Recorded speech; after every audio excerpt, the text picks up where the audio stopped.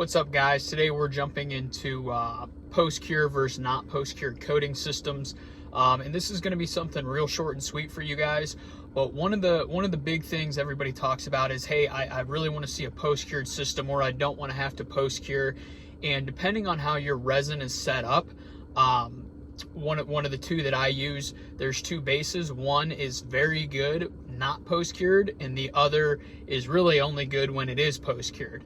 And the reason for that is not only is post-curing a mechanical thing, right? You're adding heat to it to drive that reaction further and get more from it, but it's also a chemistry thing in the formulation. And so for you guys, what you need to know is, and I'll use the example of the two resins I use. One of them is designed to not be post-cured. It can be post-cured for additional benefits, but it's designed not to be. And in the formulation, there is a functional additive that's designed to help that thing cure and get some, what we'll call molecular lubricity, but help everything move and mix and cure out. Whereas the post-curing version of that doesn't have that and is actually a modified hardener that really is only good when post-cured. And for example, the non-post-cured version, if you put that on and didn't post-cure it, and you put the post-curing version on and didn't post-cure it, the non-post-cured version is actually significantly better. Now on the flip side, if you put both on and you could post-cure both, the post-cured one is leaps and bounds better than the one designed to be cured at ambient temperature. And so that's something for you guys to keep in mind when you're going for it is, hey, what do I need to protect against and what can I do it with? If you can post-cure and you need the utmost in chemical resistance, corrosion resistance, anything like that, go with the post-cure material because it's designed to be post-cured.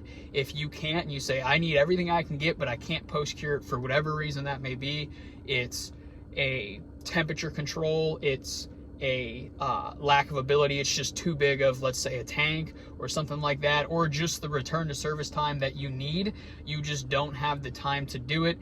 Hey, we have to get this thing coated and then we're buttoning it up, we're doing stuff on the outside and we're kicking it on, tomorrow, whatever that may be, that would be your alternative option.